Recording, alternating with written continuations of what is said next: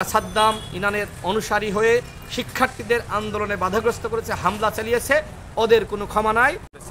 আমরা বাংলা একাডেমিতে গিয়েছি, সেখানে হামলা করেছে, হলগুলোতে গিয়েছি, সেখানে হামলা করেছে। হামলা কোথায় করে নাই? এই লাইব্রেরির সামনে হামলা করেছে। আমরা এই ঢাকা বিশ্ববিদ্যালয়ের ছাত্র, অথচ আমরা নিরাপদে এই বিশ্ববিদ্যালয়ে আমরা চলতে পারি নাই, আমরা হলে থাকতে পারি নাই। দেখেন, আমি সূর্যসেন হলের আবাসিক ছাত্র, আমি একদম MBA লাস্ট সেমিস্টারের ছাত্র থাকা অবস্থায় আমি হল ছাড়তে বাধ্য হয়েছি কোটা সংস্কার আন্দোলনের সময়। 8 এপ্রিল রাতে আমি আর হলে ঢুকতে পারি নাই। আমি প্রায় 5.5 বছর সূর্যসেন হলে ছিলাম। আমাদের BBA MBAতে পড়াশোনা শেষ করতে প্রায় 6 বছর লাগে। তো সেক্ষেত্রে আমি 6 মাস আমার হলে থাকার সুযোগ ছিল, আমি কিন্তু হলে থাকতে পারিনি। যারা ছাত্র অধিকার পরিষদে রাজনীতি করেছে তারা কেউ হলে থাকতে পারেনি।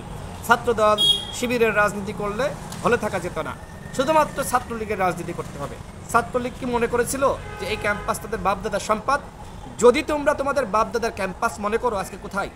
আজকে কেন পালিয়েছো? তোমার বাপদাদার ক্যাম্পাস তুমি থাকো, আজকে কোথায়? ভয়ে লেজ গুটিয়ে আজকে তোমরা পালিয়ে গেছো। আমাকে একজন সাংবাদিক বলল, সমকালের একজন সাংবাদিক, যে সাদ্দামকে মেসেজ করা হয়েছিল যে আপনি কোথায়, আপনি তো বাঘের বাচ্চা, আপনি তো পালিয়ে থাকার কথা না। সে বলছে আমি এখন নিরাপত্তার কারণে আমার অবস্থান আমি জানাতে পারছি না। ওই বাঘের বাচ্চা, ওই প্রেমিক পুরুষ ঢাকা বিশ্ববিদ্যালয়ে আমরা দেখেছি যে বিভিন্ন সময় মানবতার গল্প, মানবতার ফেরিয়ালা এবং বিভিন্নভাবে সে নানান ধরনের প্রেমময়ী বক্তব্য, এবং অনেকে বলতো যে তিনি আসলে বক্তব্যের জাদুকার। আমরা সবসময় বলতাম যে ও বক্তব্যের জাদুকার না, ও হলো কোলাগার, ও হচ্ছে খারাপ, ঢাকা বিশ্ববিদ্যালয়ের মিসকা শয়তান। ওর নেতৃত্বে আমাদের উপরে ডাকসু হামলা হয়েছে। দেখেন, আমাদের কথা ওই সময় অনেক শিক্ষার্থী বিশ্বাস করতো না, আজকে দেখেন সেটাই প্রমাণিত হয়েছে। এই 2024 সালের যে কোটা সংস্কার আন্দোলন, সেই কোটা সংস্কার আন্দোলনে এই সাদ্দাম, সঞ্জিত, ইনান এবং সয়ন, সূর্যসেনের সয়ন আমার খুব কাছের পরিচিত একজন ছাত্রনেতা ছিল। যাই হোক, সয়নের নেতৃত্বে, সৈকতের নেতৃত্বে হামলা হয়েছে কোটা সংস্কার আন্দোলন 2024কে কেন্দ্র করে। দেখেন, এই ছাত্রলীগের তাণ্ডবের কারণে কিন্তু শেখ হাসিনার পতন হয়েছে। ছাত্রলীগের সেই সয়ন বলেছিল যে আমরা ফু মারলে সব উড়ে যাবে, আমরা চাইলে 5 মিনিটের মধ্যে এই আন্দোলন বন্ধ করে দিতে পারি। আজকে সেই সয়নের বাচ্চা কোথায় পালিয়েছো? বিড়ালের বাচ্চা, তুমি বড় বড় কথা বলতা, সাধারণ শিক্ষার্থীদেরকে তুমি নাকি 5 মিনিটে ফু মেরে উড়িয়ে দিবা। আজকে তোমার তো অস্তিত্ব নাই। তুমি ভারতে পালিয়েছো নাকি অন্য দেশে পালিয়েছো? তোমাদেরকে যেখানেই পাওয়া যাবে এই সাধারণ শিক্ষার্থীরা তোমাদেরকে ক্ষমা করবে না।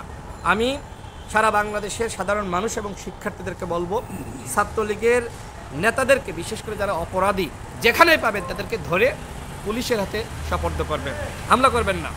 আমরা হামলা, রক্তারক্তিতে আমরা বিশ্বাস করি না। এদেরকে পাওয়া মাত্র পুলিশের হাতে আপনারা তুলে দিবেন। আজকে যে আমরা ডাকসুর সামনে আমরা প্রতিবাদ সভা করছিলাম, ডাকসু হামলার প্রতিবাদে, বিচারহীনতার যে 5 বছর আমরা এখানে সভা করছিলাম। আমি একজন ছাত্রনেতা আমাকে বললো যে এখানে নাকি রাকিব সিরাজি নামের সাদ্দামের PS সে নাকি এখানে এসেছিল। ও ছাত্রলীগের নেতা, ও ক্যাম্পাসে এখনও বুক ফুলিয়ে ঘুরছে, ও নাকি হলেও যায়। এই যে যারা ছাত্রলীগের, এরা হলে ঘোরাফেরা করছে, ক্যাম্পাসে ঘুরছে, বিশ্ববিদ্যালয় প্রশাসন কী করছে? এই শাহবাগ থানা, এই পুলিশ কী করছে? এরা ছাত্রলীগের কুখ্যাত নেতা। এরা আজকে এই বিশ্ববিদ্যালয়ে যে রক্তগঙ্গা আজকে তারা ভাসিয়েছে, এখানে শিক্ষার্থীদের রক্তে এই ক্যাম্পাসকে রঞ্জিত করেছে, ওই কুখ্যাত ছাত্রলীগের নেতারা নাকি এখনও পর্যন্ত ক্যাম্পাসে ঘোরাফেরা করছে। আমি স্পষ্টভাবে বলতে চাই, ছাত্রলীগের একজন নেতাকর্মী এই ক্যাম্পাসে কোনোভাবেই ঘুরতে পারবে না।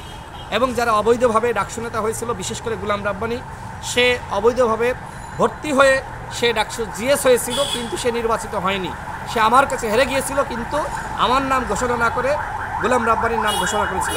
আমি ঢাকা বিশ্ববিদ্যালয়ের বর্তমান VC এবং প্রক্টর, আমি তাদেরকে অনুরোধ জানাবো যে আপনারা সব কিছু খতিয়ে দেখেন, এবং ডাকসুতে যারা অবৈধভাবে, যারা নিজেদেরকে বিজয়ী ঘোষণা করেছিল এবং যারা অবৈধভাবে ছাত্রত্ব নিয়ে নির্বাচন করেছিল, এদের ছাত্রত্ব বাতিল করতে হবে এবং একই সাথে এদের ডাকসুর পদ বাতিল করতে হবে। সর্বশেষ বলবো, ছাত্রলীগের যারা শিক্ষার্থীদেরকে নির্যাতন করেছে, গণরূপে টর্চার করেছে, যারা আয়না ঘরে নিয়ে শিক্ষার্থীদেরকে বেধড়ক পিটিয়েছে, হাত বেঁধে, মুখ বেঁধে, চোখ বেঁধে, শিবির এবং ছাত্রদল ছাত্র অধিকার পরিষদ ব্লেম দিয়ে এদের ছাত্রত্ব বাতিল করতে হবে, এদের সনদ বাতিল করতে হবে। এবং একই সাথে ছাত্রলীগের যারা এখনও পর্যন্ত পড়াশোনা শেষ হয়নি, যারা অন্যায় করেছে, নিপীড়ন করেছে, এদের পড়াশোনার সুযোগ দেওয়া যাবে না। কিন্তু যারা একদম নিরীহ কর্মী, নিরীহ সমর্থক, যারা কোনো অন্যায় করে নাই, তাদের ব্যাপারে আমার কোনো মন্তব্য নাই, তারা পড়াশোনার সুযোগ পেতে পারে। কিন্তু যারা কুলাঙ্গার, যারা সাদ্দাম ইরানের অনুসারী হয়ে শিক্ষার্থীদের আন্দোলনে বাধাগ্রস্ত করেছে, হামলা চালিয়েছে, ওদের কোনো ক্ষমা নাই। সাদ্দাম ইরানের অনুসারী হয়ে শিক্ষার্থীদের আন্দোলনে বাধাগ্রস্ত করেছে, হামলা চালিয়েছে, ওদের কোনো ক্ষমা নাই, ওদের কোনো অস্তিত্ব, ওদের কোনো আমরা ক্যাম্পাসে ওদের কোনো অস্তিত্ব দেখতে চাই না। ঢাকা বিশ্ববিদ্যালয়ের তীর সীমানায় ওদের কোনো জায়গা হবে না। ধন্যবাদ। অনেক